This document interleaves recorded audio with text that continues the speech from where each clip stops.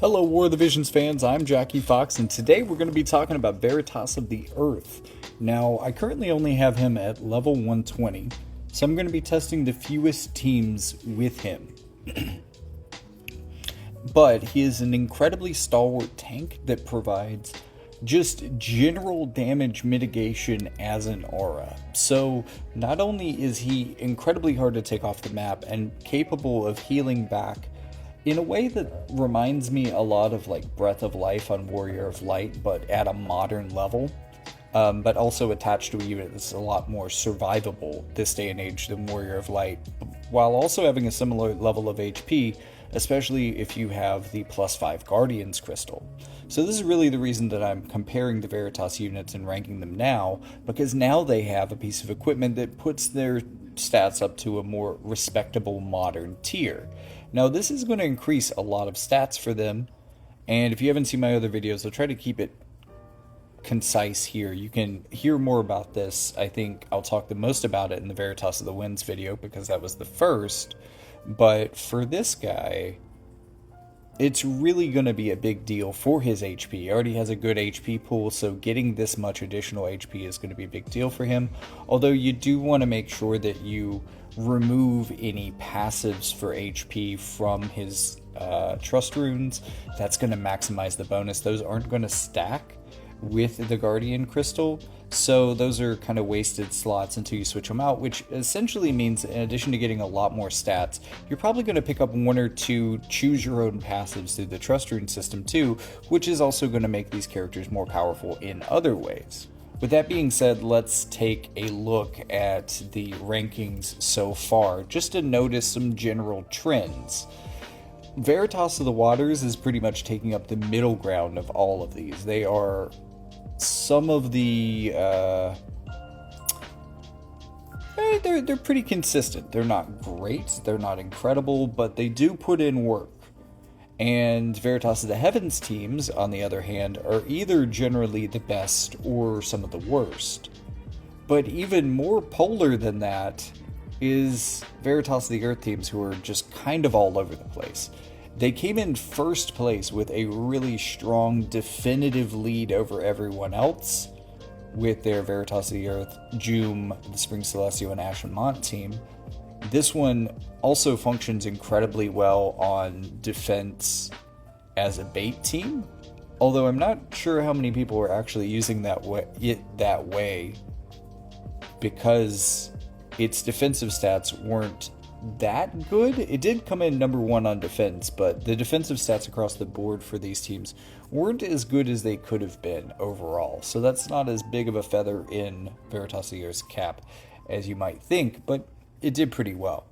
Unfortunately, it did not do particularly well against my guild, getting only 56 of 78 stars. That's kind of an average performance, if not a little bit below average. But in JP testing, this is doing really well, and I think one of the reasons that it maybe is overperforming in JP compared to what I have is that people are much, much more likely to have a level 140 or maybe even fully reincarnated Veritas of the Earth. Now, JP has had some trouble collecting this character because the attempted rollout of the reserve system has ruined many a day of guild battle for the JP side in a way that we haven't really experienced over here on global, and I myself at this point am 1 day away from 140ing him, and I'm not even in the highest ranked guild, so I'm sure that there are people who have easily 140'd and maybe reincarnated him a bit already on my side, and this guild battle data, since it's from the JP side, is essentially looking about a month into the future, so people probably have it more built out than I do. If you want to earn your Veritas of the Earth medals faster and you're in a lower ranked guild, I am in 2 guilds within the top 500. I can get you placement in either one. Silkus definitely really needs people, but there is another guild, Gasol Union, the one that I was testing against in this video. As you can see, they still have 4 slots open, so we could take a couple people. They're going to be a little bit picky, but really, anybody, as long as you log in fairly regularly and put a little bit of effort in, I don't really care if you spend or any of that stuff, or if you really care or try super hard. Just show up, and that's good enough. We need people. either of these guilds, if you're in maybe a sub rank 500 guild especially, are going to earn medals a lot faster than where you're at now, and this will help you get this character even faster, and also Veritas of the Bolt a little bit further down the line. Now you can already earn her medals now, so now's the time to switch over, and just hit me up in the comments of this video if you want help with placement, and kind of tell me where you're at so I know which guild to place you with. That being said, he's not very consistently built out, and I think that's one of the reasons why most of these teams are underperforming. And I think that the number one performance really shows you his potential on an optimized team. And I think that some of the other formats for him, and as we get new characters like Young Sodley, for instance, or Mortal Sodley, although I guess he kind of became immortal as that. Anyways, Pilgrim Sodley, as I called him in my Future Visions video, which will be coming out soon. I think he's going to be really good into this team. He's going to be really good with Ashen Mon as well. So he could do incredibly well with this team. He provides AoE resistance as an aura. So we're going to have physical, magical, and AoE resistance auras up between those two characters. And that's going to be pretty powerful. So I think a lot of these teams are going to do better in the future. Also, Veritas of the Flames should be entering the list. So I'm going to reevaluate maybe a couple of those teams holding these stats here and then kind of reevaluating for those units. So hopefully Veritas of the Earth does better in general in the future than he did here, and maybe we'll see Veritas of the Flames and maybe shortly after that Veritas of the Frost join him on the rankings. But for now, let's talk about this first place team. So looking at Joom up front to bait Lightning, 128 agility is pretty massive. Also huge attack, huge HP pool, pretty big HP pool on everybody here, a lot of HP. Mont only has around 1500 attack, and Veritas of the Earth is closer to like 1300. So they're not the hugest amount of damage, but we're looking at close to 50k HP across this team, which is pretty nuts considering how durable all of them are and how capable each and every one of them is at healing themselves back. So let's see this team versus a more standardized and normal Earth team. And again, keep in mind as we're watching for this guy, he's only at level 120 right now for this video. So he doesn't have his Dream Enhancement buffs, that's 2 passives and a skill upgrade that he's missing, but also the extra stats, the extra levels, and some reincarnations. And those reincarnations, because, you know, the Veritas units work like this, they're getting 8 times the stats per reincarnation, so they reincarnate incredibly quickly. So very, very soon this guy is going to really take off in stats for a lot of people. And again, if you're at a much higher ranked guild, maybe top 20 or so, maybe you're already seeing this guy's stats take off. I think he might be able to hit 20k HP or something like that with proper reincarnation. I know the amount of stats that they get for reincarnation is just a little bit low, but especially with the Guardian's Crystal, I think he could really make it. But we saw them really not have that much trouble with that team. This team is cleaning up right now in Arena. It seems to be the safest way to play Shurika into a Gilgamesh meta, because you've got plenty of other people here to deal with Gilgamesh issues.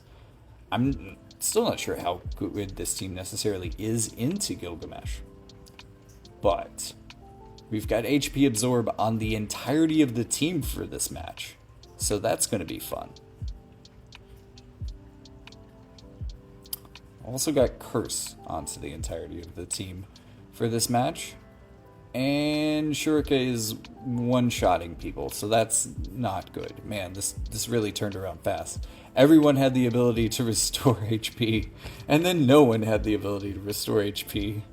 My, how the turntables have turned on us. So this team is really showing off why it can be so strong. Then again, we're also seeing why June is so strong. Standing here with 1 HP, nearly wiping their entire team. Shurka really made it through that by the skin of her teeth, though, but did definitely survive. So this team is made to go up against Lightning. Let's see how its Lightning matchup do. Should be really good. I don't think they're going to have a very good chance of dealing with Veritas of the Earth. And Veritas of June. Veritas of the Spring. June the Spring Celestial is already a very durable character. She's already the unit that created a meta where it is possible for water teams to sometimes consistently, maybe not the best win, but relatively consistently win against water, against lightning. We saw this happen all throughout my Veritas of the Waters video. They were all very good at dealing with lightning as well. And we saw a version of the Veritas of the Waters team that was basically exactly this, except, with Waters instead of Earth as your Veritas. And that team did really well into Lightning. So June is already going to hang a lot better than you might expect into Lightning, I guess is my point. So when you add in this guy's aura, also really cool old school heal here from Monk. It is percentage based, so the fact that he doesn't have a lot of faith or stuff like that doesn't actually turn down the power of this heal. And it also comes with regen, just to keep them topped up. It's really nuts that he can do this, in addition to the ways that he already heals. Like, he is a surprisingly good healer, not only of himself, but others. But what I was getting to is, with June here, that physical damage reduction aura into this matchup is going to mean a lot. However, this is going to break so much lightning resistance. Oh, man, she actually did survive that. Because that move is really kryptonite, even for heavily resistant units.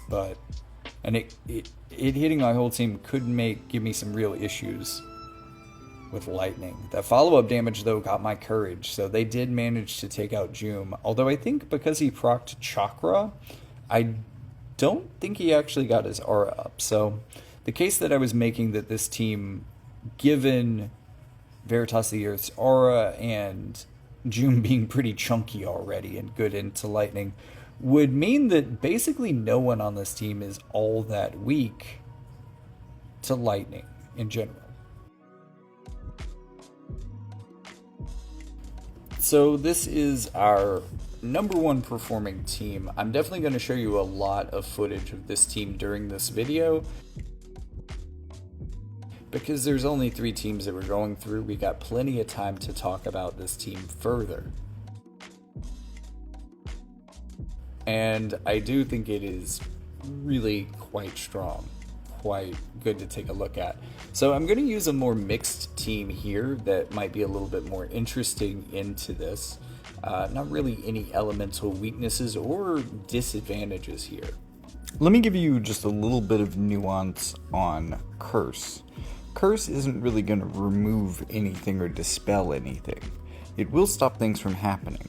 So if you have regen active, it's likely not going to outlast the curse, and every turn it's only going to give you 0 HP. It's a lot more likely for something like a threshold heal to be able to last through a curse if you have a character that's good at taking damage.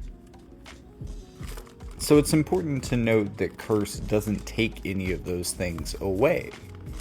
However, the things that it can prevent you from doing is a bit more extensive. Veritas of the Earth, one of his monk sub-job skills, Chakra, usually comes with a pretty impressive heal and regen. I fully expected the heal not to work, but as it turns out, the regen doesn't activate either, which I guess would be a neat way to cheat heals onto other people when you're affected by this. Mantle Fortress does all of its normal things, but it does not have that massive heal on it anymore by any means, which is unfortunate because that was one of the best parts. But what you can do is Steel Wall, because it's not affected by this, and you get a 7500 HP barrier, which is effectively a heal, at least against physical damage, and it's really kind of the best thing that you can do in this scenario, because, you know, you kind of have to accept that a lot of your kit is going to be turned off by being cursed.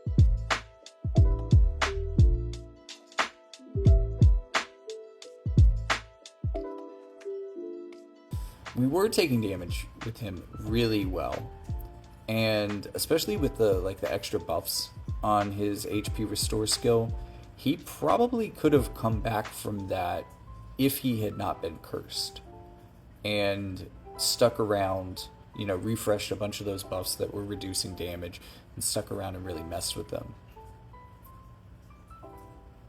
But with our tank out of the way, we're starting to see some problems for our other units. But they just got through their attack turns. They did not chew through us, and we got them really close. I think we're going to clear this out. Nope, Helena survived. Took out Mont, and Joom got Helena with the re-raise remove. So, yeah, this team actually did win. Its Earth counterparts didn't necessarily make it through that, but whatever. This is our all-strike team. It was really hard to find people using this. It was hard to find people using a strike team that I could use, because especially one of the most popular partners, it seems, for him on JP is 2P, who is an Earth strike unit. I mean, it makes perfect sense. She's a modern unit. She is a strong Earth unit. She's a strong strike unit. She has maximal synergies with them, so it makes sense. This team came in 9th overall in testing. It got 54 stars against my guild. And the thing that's really holding it back the most also is that no one is using it. So I didn't get good JP data for it, which means that I couldn't give it a very high score. There is one day that it did show up both on offense and defense, getting 6 stars and 2 defends, though. So this team definitely has the potential to be a real badass if people actually start using it. And it's pretty strong across the board. Because Tifa is on this team, you could probably run the Blade Stream really effectively somewhere in this build and just run kind of a consistent AP denial strategy. But right now we're going to see how Tifa does into this team, because it has both the element she counters and her counter element. We'll be interested to see how she matches up into that. Because I think she can probably punch Dario and Shurika pretty well, and Shurika's gotten in range for that. And I think she is weak to strike mainly. So this could really help us in this matchup. Stopping their tank from moving is pretty cool. This stun on his LB can be really helpful. It reminds me a lot of Vivi. The area of effect isn't quite as good.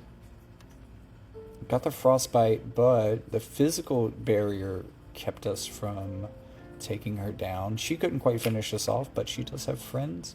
We get to act first, though, so you're seeing that Mantle Fortress bringing a lot of buffs that are going to make that HP that he just recovered stick around a lot longer.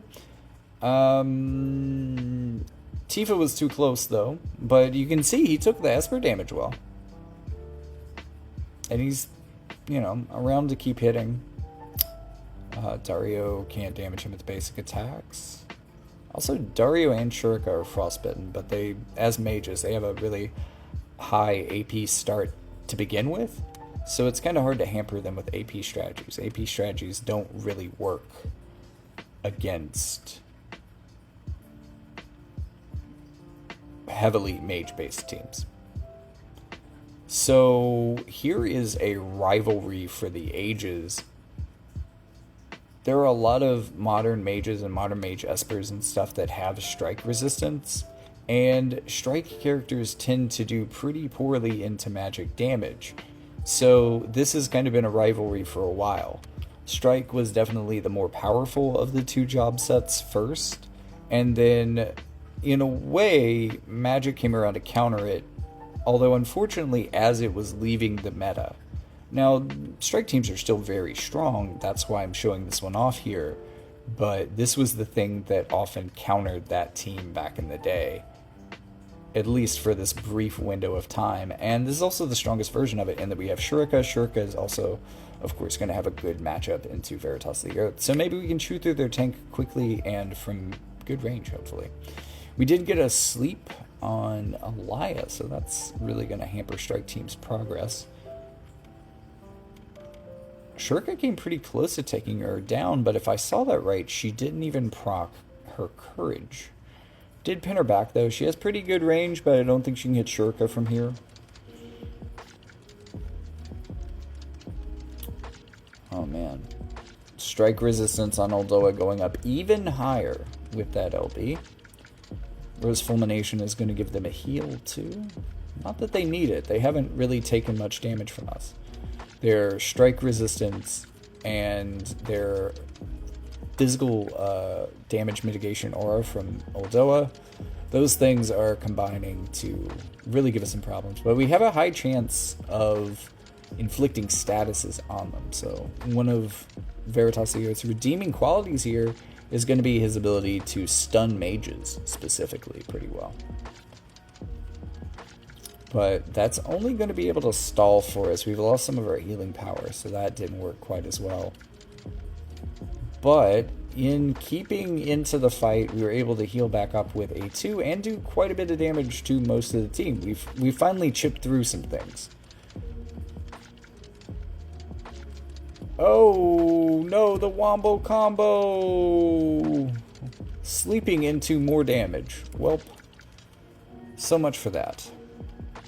And then this is the team that came in not last exactly. At least I don't want to say it came in last. It came in 13th. How about that? There was no testing data for this from JP. So it was heavily handicapped by that.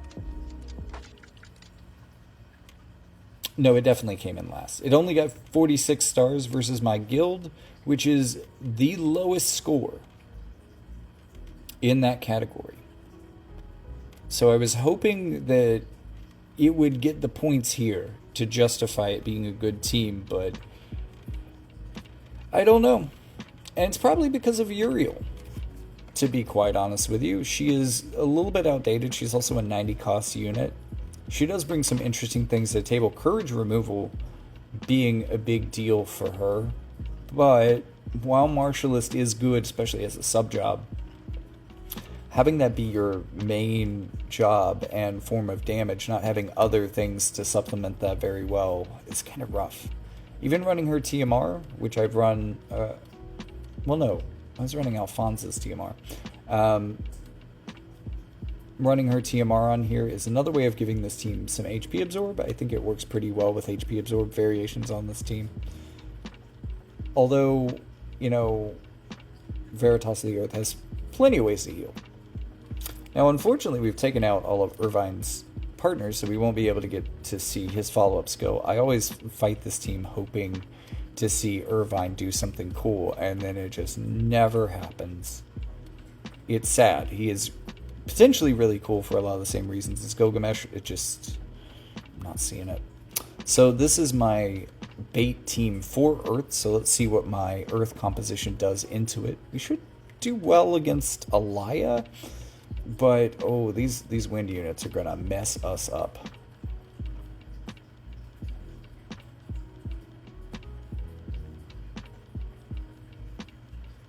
So yeah, this is a team that, you know, if you swapped out Uriel for 2P, or for Halloween Lucio, or for, you know, most any more modern Earth unit than Uriel, or just any 100 cost Earth unit, basically, this team would probably be better.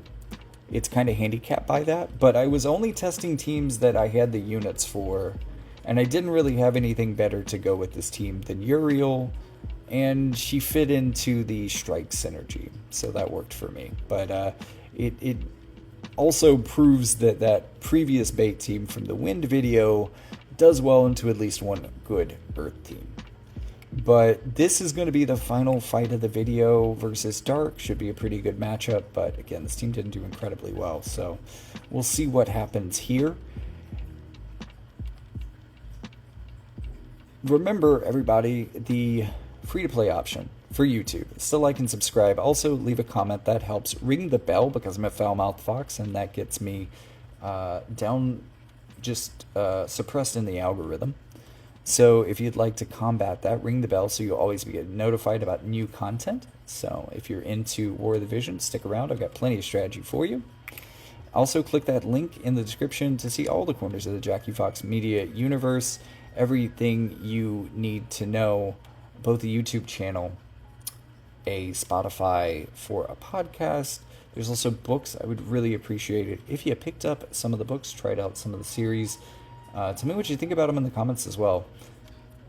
One of my later books, It Even Happens While We Sleep, which I wrote a couple years ago, is in hardback for $15. That is basically making me no money, so I may not run that sale for too much longer, but pick up a couple copies. Yeah, no, they make great gifts. Give the gift of reading. You can also support me on Patreon or Ko-fi. But with all that being said, thank you for any support that you give, whether it be liking, subscribing, commenting, ringing that bell, sending money, buying a book, or just subscribing on a different channel. Thank you so much for that. Thank you so much for watching. And with all that being said, I'll see you in the next one.